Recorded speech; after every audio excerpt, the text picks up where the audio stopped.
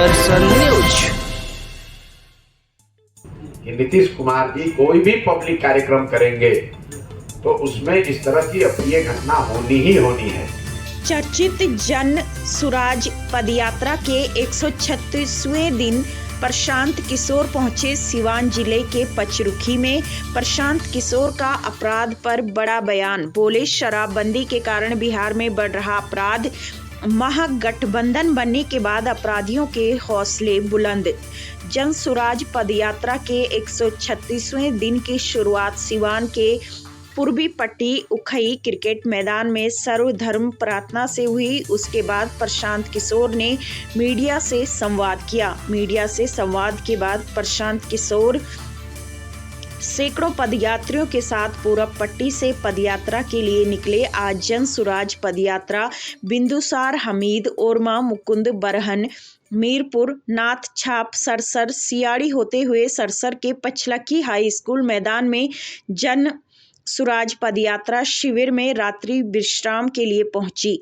प्रशांत किशोर की पदयात्रा का सिवान में आज 9वां दिन है। वे जिले में 12 से 15 दिन और रुकेंगे और इस दौरान वे अलग अलग गांवों और प्रखंडों में पदयात्रा के माध्यम से जनता के बीच जाएंगे। वहीं उन्होंने मीडिया से मुखातिब होते हुए कहा कि शराबबंदी के कारण बिहार में बढ़ रहा अपराध, महागठबंधन बनने के बाद अपराधियों के हौसले बुलंद। नीतीश कुमार पर कुर्सी चलने के ऊपर बोले पीके, लोगों में नीतीश कुमार के खिलाफ जबरदस्त गुस्सा, सुरक्षा के बल पर लोगों के गुस्से को नहीं दबाया जा सकता। तेजस्वी यादव पर प्रशांत का तंज, बोले जो 15 साल में नौकरी नहीं दे पाए वे डाक बंगला चौराहे पर लोगों पर लाठियां चलवा रहे हैं।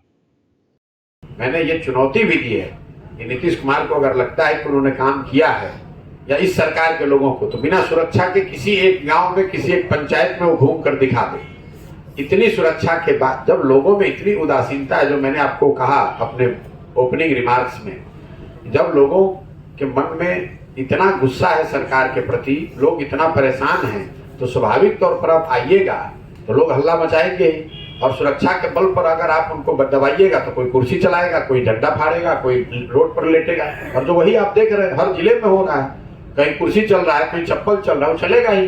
जब लोगों में इतना गुस्सा है, मैं पैदल चल रहा हूँ, मैं सुबह शाम तक रोज चलता हूँ। आप देखिए मैंने कोई एक सिपाही भी नहीं रखा है, हमको कहाँ पे मार रहा है, एक ढेला भी नहीं मार रहा है।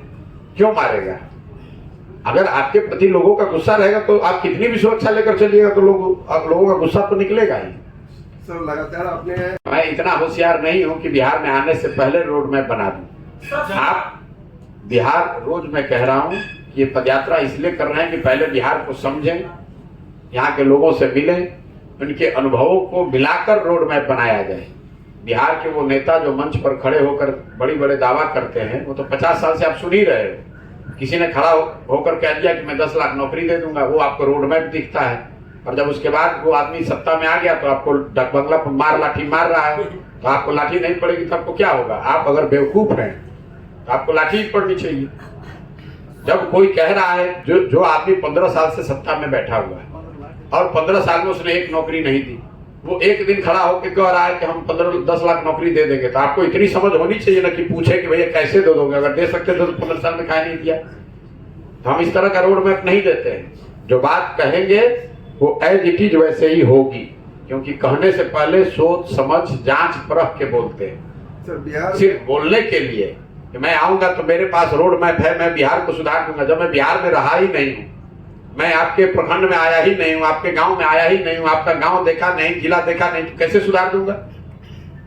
जिन नेताओं का रोड मैप लेकर आप हवा में घूम रहे हैं, वो नेता जी तो जानते नहीं है कि सीमांत के दक्षिण में क्या है, इसके उत्तर में क्या है। और उसके रोड मैप को आप विश्वसनीय मानकर उसको लेकर घूमिएगा तो आपको भुगतना पड़ेगा। सर जनता भैया अपराध का जहाँ तक मामला है तो वो बिहार में कमोवेश हर जिले में यही स्थिति है। सीमान में काफी ज्यादा है। बिहार ने एक सप्ताह का ग्राफ उठा के देख लीजिए। मैं आपको बता रहा हूँ, देखिए किसी भी आंकड़े को एक जिले के नजरिए से, एक हफ्ते के नजरिए को देखकर कोई कंक्लूसिव बात नहीं कही जा सकती है। लेकिन अगर आप पिछले 1 साल का बिहार के अपराध का आंकड़ा देखेंगे तो चाहे SC दलित समाज के खिलाफ जो अपराध है उसको, या महिलाओं का जो अपराध है वो, जो डकैती, अपहरण, उस लूट मार की घटनाएं हैं, हर में बढ़ोतरी हुई है। देश के स्तर पे Bihar relative to other state में ऐसा आंकड़ों को देखने से लगता है कि यहाँ अपराध की स्थिति बिगड़ रही है, लॉ एंड ऑर्डर बिगड़ रहा है। लेकिन उसकी मूल वजह यह है कि ये जो शराबबंदी का कानून लगाया गया है, जिसकी वजह से प्रशासन का एक बड़ा हिस्सा वो तो शराबबंदी को लागू करने, उससे पैसा कमाने, उसको लगाने छिपाने में लगा हुआ है, और जो लॉ एंड ऑर्डर की जो उनकी प्राइमरी जिम्मेवारी थी उसको छोड़कर और आप दूसरे काम में लगे रहेंगे तो लॉ एंड ऑर्डर खराब होगा ही।